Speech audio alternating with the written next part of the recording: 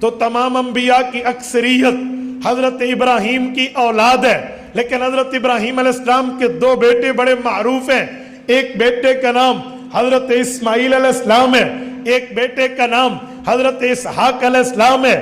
اگر حضرت اسحاق کو دیکھیں، ان کی نسل سے کئی انبیاء آئے ہیں. اگر حضرت اسماعیل کو دیکھیں، ان کی نسل سے خاتم الانبیاء حضرت محمد مصطفیٰ احمد مجتبیٰ صلی اللہ علیہ وسلم تشریف لائے ہیں اکیلے. کہا اسی طرح حضرت علی المرتضیٰ کے دو فرزند بڑے معروف ہیں. ایک کا نام حضرت امام حسن رضی اللہ عنہ ہے، ایک کا نام حضرت امام حسین رضی اللہ عنہ ہے. کہا حضرت حسین کی اولاد سے کئی اولیاء آئے ہیں، بڑے بڑے نام آئے ہیں، مثلا امام زین العابدین، امام باقر، امام جعفر الصادق، امام موسیٰ کاظم، امام علی رضا، امام تقی، امام نقی، امام حسن عسکری، بڑے بڑے شخصیات حضرت حسین رضی اللہ عنہ کی اولاد سے آ کر دنیا میں دین کا ڈنکا بجا گئے. لیکن امام حسن کی اولادیں تو آئی ہیں، اتنا بڑا نام امام حسن کی اولاد میں یوں معروف نہیں ہے جیسے حضرت حسین رضی اللہ عنہ کی اولاد معروف و مشہور ہے. کہا اللہ نے جس طرح حضرت اسماعیل اور حضرت اسحاق کی نسل کا فرق رکھا، حضرت اسحاق کی نسل سے انبیاء کئی آئے ہیں، بیٹے چھوٹے ہیں، اور حضرت اسماعیل بیٹے بڑے ہیں، ایک خاتم الانبیاء ان کی نسل سے آئے ہیں. کہا اسی طرح حضرت علی المرتضیٰ کے بڑے بیٹے حضرت حسن ہیں، چھوٹے بیٹے حضرت حسین ہیں، چھوٹے بیٹے کی نسل سے بڑے بڑے معروف شخصیات آئے ہیں، اور بڑے بیٹے کی اولاد میں امام مہدی خاتم الاولیاء آئیں گے. امام اللہ علی قاری کی بات کر رہا ہوں. آپ اس سے اندازہ لگائیں کہ اللہ رب العزت نے ان کا کیسے ترتیب اور جوڑ بنایا. اور پھر ایک بات مزید، حضرت امام حسن کی اولاد سے آئیں گے. پیغمبر کا بھی فرمان، سنن نبی داؤد میں حضرت علی المرتضیٰ کی بھی بات. میں اس پر ایک جملہ کہتا ہوں، غلط ہے اللہ معاف فرمائے، ٹھیک ہے تو میرے اللہ کی طرف سے ہے. حضرت حسن کی اولاد سے امام مہدی آئیں گے، پوری دنیا کو دین کی خدمت کے لیے حکومت کر کے امن سے بھر دیں گے. حضرت امام حسن رضی اللہ تعالیٰ عنہ کی اولاد سے آئیں گے، کوئی وجہ بھی ہے؟ تو کئی وجوہات ہیں. ان میں ایک وجہ یہ بھی ہے کہ جب حضرت رسول اللہ کا فرمان آیا کہ میرے بعد خلافت راشدہ کا مسئلہ 30 سال فرمایا، تو 2.5 سال حضرت ابوبکر کے، 10 سال حضرت عمر کے، 12.5 سال حضرت عثمان کے، 4.5 سال حضرت علی کے، اور 6 ماہ امام حسن کے، کل ملا کے یہ 30 سال کی خلافت راشدہ کا زمانہ بنتا ہے. جو ابھی آپ کہہ رہے تھے خلافت راشدہ حق 4 یار کا زمانہ. اچھا چلو، رات میں بات کر رہا تھا وہاڑی کے ایک گاؤں میں، وہاں ایک بوڑھے بزرگ نے کھڑے ہو کے مجمع میں مجھ سے پوچھا، مولانا تم سنیوں میں ایک بات کا انصاف نہیں ہے. میں نے کہا جی پوچھئے کیا ہے؟ کہتے ہیں جی مسئلہ یہ ہے کہ آپ کہتے ہو خلافت راشدہ 30 سال چلے گی، اور پھر بتاتے ہو 6 ماہ امام حسن کے مل کے پھر خلافت راشدہ کے 30 سال پورے ہیں. تو حق 4 یار نہ کہو، حق 5 یار کہو. حق 4 کیوں کہتے ہو؟ وہ یہ سمجھ رہے تھے کہ ہم حضرت امام حسن رضی اللہ عنہ کی شخصیت کو نعوذ باللہ، الیاذ باللہ، استغفر اللہ، احترام کی قدر کی نگاہ سے نہیں دیکھتے. میں نے کہا چاچا جان سوال آپ کا حق ہے، جواب بھی سنیے، جذباتی ہونے کی ضرورت نہیں ہے، دلیل کو دلیل سے سمجھنا یہ سنجیدہ لوگوں کا کام ہے. خلافت کا وعدہ اللہ نے کن سے کیا ہے؟ قرآن کریم کھولتے ہیں، رب کریم نے فرمایا وعد اللہ الذین آمنوا وعملوا الصالحات منکم لَيَسْتَخْلِفَنَّهُمْ فِي الْأَرْضِ كَمَا اسْتَخْلَفَ الَّذِينَ مِنْ قَبْلِهِمْ وَلَيُمَكِّنَنَّ لَهُمْ دِينَهُمُ الَّذِي ارْتَضَىٰ لَهُمْ وَلَيُبَدِّلَنَّهُمْ مِنْ بَعْدِ خَوْفِهِمْ أَمْنًا. فرمایا میں نے جن سے وعدہ کیا ہے وہ منکم اور منہم ہے. وہ منہم منکم کون ہے؟ وہ مہاجرین ہیں جنہوں نے ہجرت کی ہے، مدینہ چھوڑا ہے. الَّذِينَ اُخْرِجُوا مِنْ دِيَارِهِمْ وَأَمْوَالِهِمْ، جنہوں نے مال چھوڑا، اولادیں چھوڑی، علاقہ چھوڑا، شہر چھوڑا، گھر بار چھوڑے مدینہ آئے. خلافت کا وعدہ ان سے ہے. حضرت ابو بکر مہاجر ہیں, حضرت عمر مہاجر ہیں, حضرت عثمان مہاجر ہیں, حضرت علی مہاجر ہیں, اور خلافت راشدہ کا وعدہ مہاجرین سے ہے.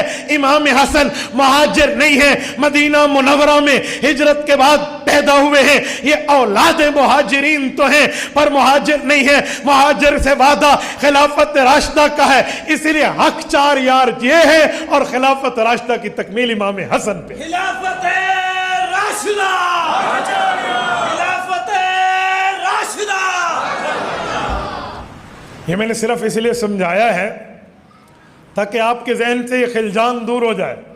اب میں بات کر رہا تھا کہ امام حسن کی اولاد سے آئیں گے وجہ, تو میرے دوستو حضرت امام حسن رضی اللہ عنہ کو جب خلافت میسر آئی, امام حسن نے دیکھا حضرت معاویہ رضی اللہ عنہ کے معاملے کو, اور امام حسن نے دیکھا ان کوفیوں کو جو امام حسن کا ساتھ دے رہے تھے, ان کے رویے کو, ان کے معاملے کو دیکھا.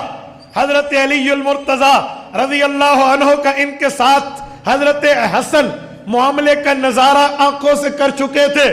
تو امام حسن نے اپنے بھائی حضرت حسین سے, اپنے دوست قیس بن سعد بن عبادہ سے رضی اللہ عنہم مشورہ کیا. یہ قیس حضرت سعد بن عبادہ صحابی رسول کے چھوٹے بیٹے ہیں اور امام حسن حسین کے بچپن کے ساتھی ہیں. ایک مٹی میں کھیل کر یہ پل کے جوان ہوئے ہیں. بچپن کی یاری تھی, آخر وقت تک انہوں نے نبھائی ہے. انہوں نے مشورہ کیا کیا کریں, کہا امت کے کلمے کو ایک کیا جائے, امت کی دعوت کو ایک کیا جائے. ہمارا اور حضرت معاویہ کا اختلاف تو حضرت عثمان غنی رضی اللہ عنہ کے قتل کے بدلہ لینے پہ تھا. کوئی کفر کی بات نہیں ہے, فسق کی بات نہیں ہے, فجور کی بات نہیں ہے, منافقت کی بات نہیں ہے, دائرہ اسلام سے خروج کی بات نہیں ہے. ایک مسئلے پہ اختلاف ہے, وضاحت آ گئی. اب ہمیں کرنا یہ چاہیے, ہمیں جا کر صلح کر کے حضرت معاویہ کو خلافت سپرد کر دینی چاہیے. یہ گئے ہیں, خلافت کو سپرد کیا ہے. اہل سنت اہل تشیع تمام کتابوں کا اتفاق ہے, خصوصاً اہل تشیع کی کتابوں میں کشف الغمہ فی معرفت الائمہ جلد نمبر 2, ان کے امام اربلی نے لکھا ہے کہ جب حضرت حسن نے بیعت کی, حضرت معاویہ کو سپرد خلافت کی, حضرت حسین نے بیعت کی, تو قیس بن سعد بن عبادہ کے دل میں آیا ان کی تو جنگیں ہوئی ہم سے, ہم کیسے بیعت کریں. اس وقت قدرے تھوڑے سے پریشان و حیران ہوئے, تو انہوں نے آنکھوں میں اوما الی الحسین, حضرت حسین کو اشارہ کیا, کیف افعل, کیا کیا جائے. تو حضرت حسین نے آنکھوں میں کہا قم فبایع انہو امامی. جب حضرت حسن بھی بیعت کر چکے, میں بھی کر چکا, اب آپ کے لیے گنجائش نہیں ہے, آپ بھی اٹھ کے بیعت کر لیں. امام اربلی لکھتا ہے قام فبایا, تو ان کے کہنے پہ ان کے دوست حضرت قیس بن سعد بن عبادہ اٹھے اور اٹھ کر بیعت کر لیں. اب میں جو بات کر رہا ہوں سمجھیے, حضرت حسن نے کتنی بڑی قربانی دی. اللہ اکبر, یہ جگر خدا کی قسم ان سادات کا ہے, یہ دن ان اہل بیت کا ہے. یہ جگرہ اللہ نے انہیں دیا کیونکہ حضور پاک کی پیشن گوئی پوری ہونی تھی. حضرت نفیع بن حارث رضی اللہ عنہ راوی ہے, صحیح بخاری ہے, سیدنا ابو بکرہ نفیع بن حارث, حضرت ابو بکر اور ہیں, ابو بکرہ نفیع بن حارث صحابی اور ہیں, وہ فرماتے ہیں والحسن فی جنبہ فالتفت الی الناس والی الحسن مرہ. حضور پاک علیہ السلام منبر پر تشریف فرماتے, حضرت حسن حضور پاک کی گود اقدس میں تھے. ایک بار حضور لوگوں کو دیکھتے, ایک بار اپنے نواسے امام حسن کو دیکھتے, اور پھر یوں فرمایا ان بنی ھذا سید فلعل اللہ ان یصلح بہ بین فئتین عظیمتین من المسلمین. میرا بیٹا حسن سردار ہے, اللہ اس سے دو مسلمان گروہوں میں, چکوال والوں, برپر والوں, دو مسلمان گروہوں میں صلح کا کام لے گا. یہ پیشن گوئی حضرت حسن کی صلح پہ پوری ہوئی ہے. اب سنو, امام مہدی ان کی نسل سے کیوں آئیں گے؟ یہ اسی لیے مجھے لمبا نقشہ کھینچنا پڑا. حضرت حسن کا اعزاز ہوگا, حضرت حسن کا اللہ کی طرف سے اکرام ہوگا, احترام ہوگا, اور ان کے اس احترام کو دنیا پر پیش کیا جائے گا. اے حسن ابن علی, تو نے امت کو ایک کیا, خلافت چھوڑی, حضرت معاویہ کو دے دی, امت کا اتفاق ہوا. اب اللہ تجھے اس اچھائی کا بدلہ آخرت میں تو دے گا, دنیا میں یوں دے گا کہ تیری اولاد میں آنے والے امام مہدی کو پوری دنیا کی حکمرانی دے گا. انہو من ولد الحسن, یہ ہے کہ حضرت حسن کی اولاد سے. دیکھو کوئی بات ایسی نہیں ہے. حضرت امام حسن نے جو قربانی پیش کر کے امت کو ایک کیا, جسے حق سمجھا اس کی بیعت کی, جسے اچھا سمجھا اس کے ذمہ خلافت ڈال دی, اور خود ہٹ گئے. معاملہ ٹھیک رہا اور امت کا اتفاق چل پڑا.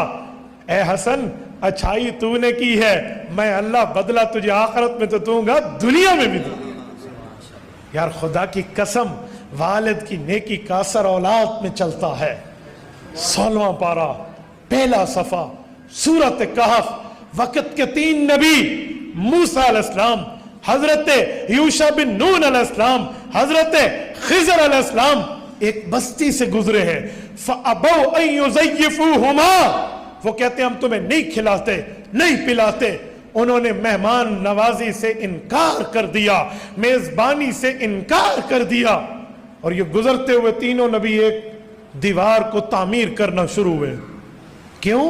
ان کے نیچے 2 یتیموں کا مال ہے, ان یتیموں کی دیوار کو مضبوط کر لو. جو بچے ہیں اس بستی میں پل رہے ہیں, بڑے ہوں گے رب انہیں مال دے گا. کیوں بھائی؟ وجہ یہ تو وہ طبقہ ہے, یہ وہ لوگ ہیں, یہ وہ گروہ ہے جنہوں نے کسی ایک نبی چھوڑو 3 نبیوں کو کھلانے پلانے سے انکار کر دیا. ان کے ساتھ اتنی عزت کیوں ہے؟ وجہ قرآن کہتا ہے وَكَانَ أَبُوهُمَا صَالِحًا. اللہ اللہ, وَكَانَ أَبُوهُمَا صَالِحًا. حضرت خضر علیہ السلام سے جب یہ سوال حضرت موسیٰ نے کیا کہ اجرت پہ ہم بنا سکتے تھے, فی سبیل اللہ کیوں بنا رہے ہیں, فری آف کاسٹ ان کا کام کیوں کر رہے ہیں, تو حضرت خضر علیہ السلام نے فرمایا کہ ہمیں ہمارے رب نے بتایا ہے وَكَانَ أَبُوهُمَا صَالِحًا, ان کا باپ بڑا نیک تھا, ان کی اولاد کو یہ اجر مل رہا ہے. ہمارے شیخ و مرشد حضرت مولانا حکیم محمد اختر رحمت اللہ تعالی علیہ کراچی والے باحوالہ لکھتے ہیں امام محمود آلوسی رحمہ اللہ کے روح المعانی کے حوالے سے کہ وکانہ ابوہما صالحا میں ان کے ابو مراد نہیں ہے, 7ویں دادا مراد ہے. ابو سے مراد 7ویں دادا کا, 7ویں دادا کی نیکی 7 پشتوں تک چلی ہے. اور اپنی اولاد, اپنے ماں باپ کو غلط کہنے والی اولاد, ذرا کان کھول کے, کھڑکیاں کھول کے میرے بات کو دل تک راستہ دینا. آج باپ پہ بولتے ہو, باپ کی نیکی تمہاری 7 پشتوں کو کھلا رہی ہے. باپ باپ ہوتا ہے, والدین اور آباء و اجداد ان کے درجات ہوتے ہیں. تو یہ ایسا وہاں ہوا نا, دنیا میں بھی ملا, آخرت میں تو ہے. 3 نبیوں سے اللہ نے کام لیا. یار امام حسن نے بھی تو قربانی دی ہے, کتنی بڑی قربانی دی ہے, کتنا بڑی مثال قائم کی ہے. کیسے امت کو جنگ سے نکال کے امن کی طرف لائے ہیں, فساد سے ہٹا کے راضی نامے کی طرف لائے ہیں, اور جنگوں سے نکال کے صلح کی طرف لائے ہیں. اس کی اس نیکی کا اثر رب ان کی پشتوں میں امام مہدی کو دے رہے ہیں. یہ اعزاز ہے.